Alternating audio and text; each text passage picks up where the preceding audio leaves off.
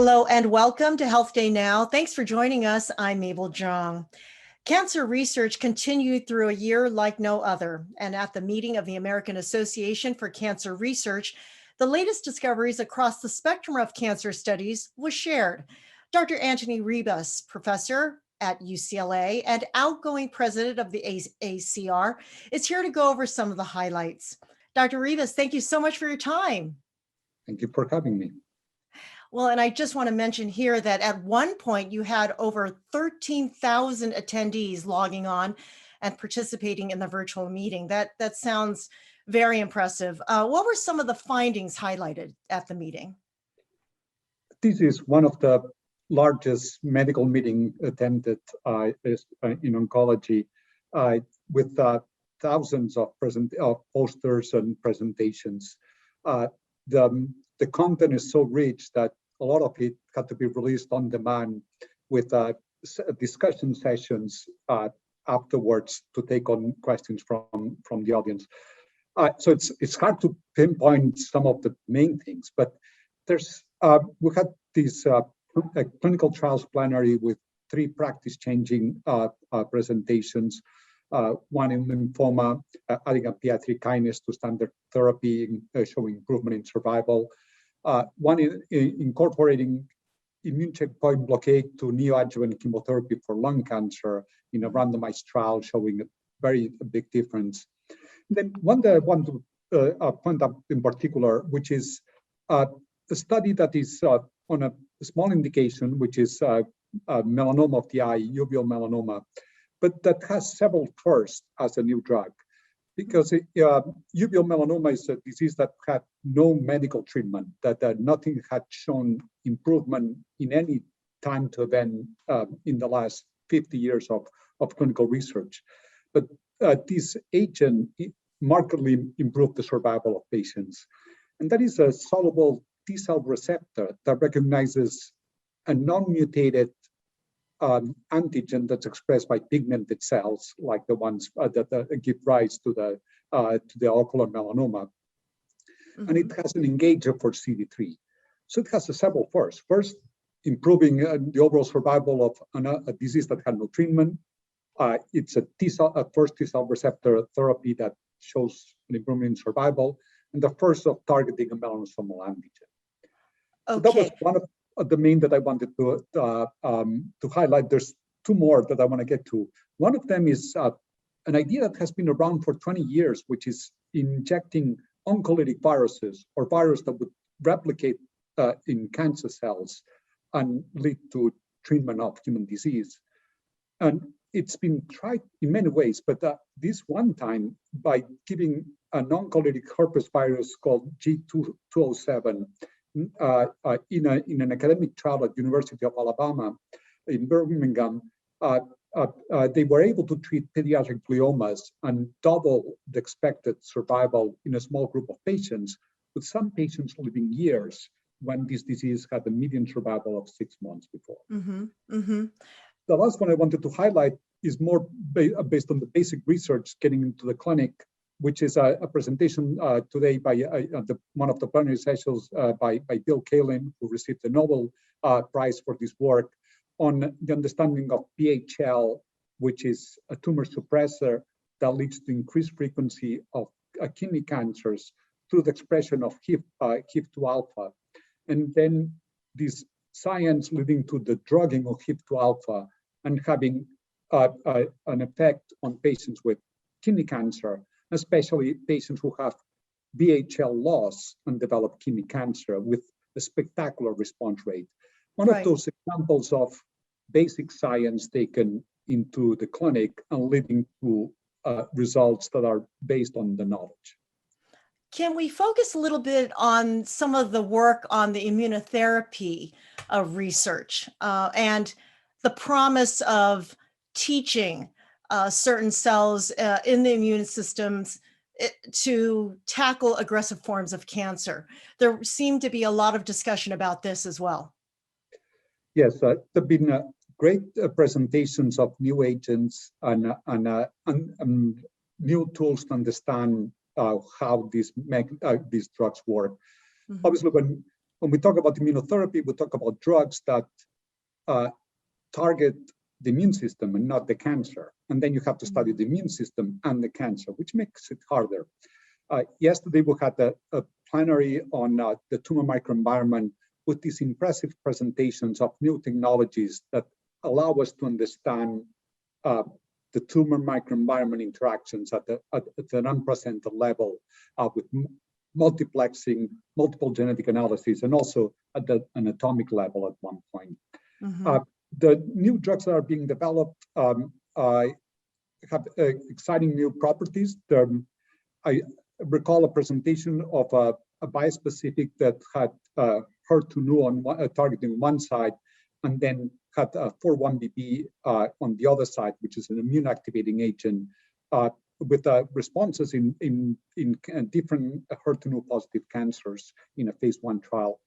There have been studies of genetic engineering that are in a different side of immunotherapy by dual targeting of tumor antigens or by engineering new functions to the immune cells to be able to overcome the limitations of targeting a solid tumor, all of which are exciting advances.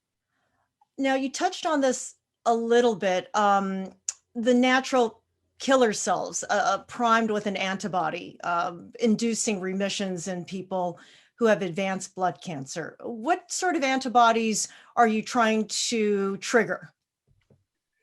So natural killer cells are professional killings machines.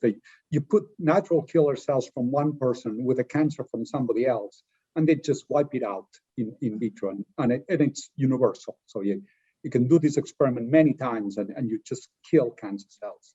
Right. The problem is that natural killer cells, whenever they're used autologously to the person's own cancer, they're not that good at killing because they sense that self, and then they are turned off.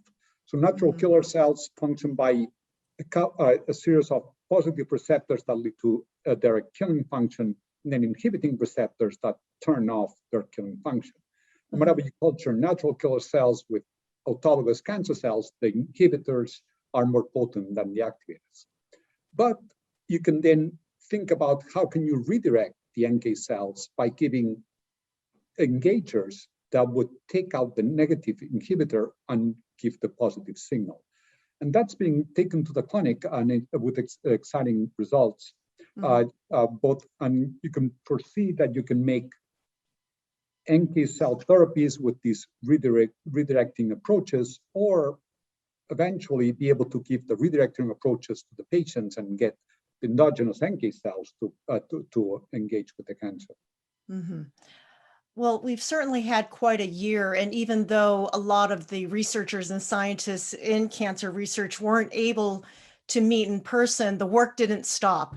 And it sounds like from the research that you presented, a lot actually was accomplished. What are the reasons for optimism in cancer research going forward? You started by saying it's been a difficult year, and it's been a difficult year for cancer research. A lot of things had to be stopped, but cancer continued. So we had to quickly adapt and focus on our goal of treating cancers and understanding more the biology and bringing new therapies to the clinic. The investment in basic science that the government in the US and in many parts of the world has done is reverting in all of these new ideas that are increasing the ability to treat cancers. So I'm very optimistic that in the next several years, the pace will continue to be as high. This is the more knowledge we have, the better we are at treating. And we can understand when we treat, how did that work? And if it didn't work, what are the resistance mechanisms, and study them back. I wanted to say that all of this has been despite the pandemic, and that many cancer researchers have really contributed to fighting the pandemic. We've seen it in all levels, in both the diagnostics, the sequencing, the tracing, the antibody responses, treating patients by and understanding the inflammatory effects, and then the development the COVID vaccines, which build on a lot of infectious disease biology, but also on the development, on the attempts to develop vaccines for cancer, leading to the mRNA vaccine platform. So I think it's very encouraging to see that all of this knowledge can be used to treat cancer and improve many other things in society. Absolutely. Well, Dr. Ribas, we thank you so much for your time and for sharing some of that exciting work. Thank you very much. Dr. Antoni Ribas, professor at UCLA and outgoing president of the American Association for Cancer Research. Meanwhile, eating well, exercising regularly, and not smoking is recommended for anyone trying to stay healthy. But now research coming out of the AACR meeting says it is especially good for those men who had a genetic risk of suffering and dying from aggressive prostate cancer. Dr. Anna Plym, a postdoctoral research fellow at Brigham and Women's Hospital in Boston, joins us now. Dr. Plym, thanks so much for your time. Thank you. It's so nice being here. Now, how are you able to show that a healthy lifestyle can reduce the risk of men developing prostate cancer that is lethal?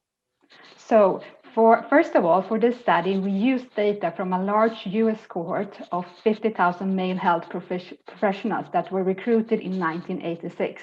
And many of these men provided blood and have also been genotyped. And we followed these men for an average of 20 years of follow-up for the risk of lethal prostate cancer.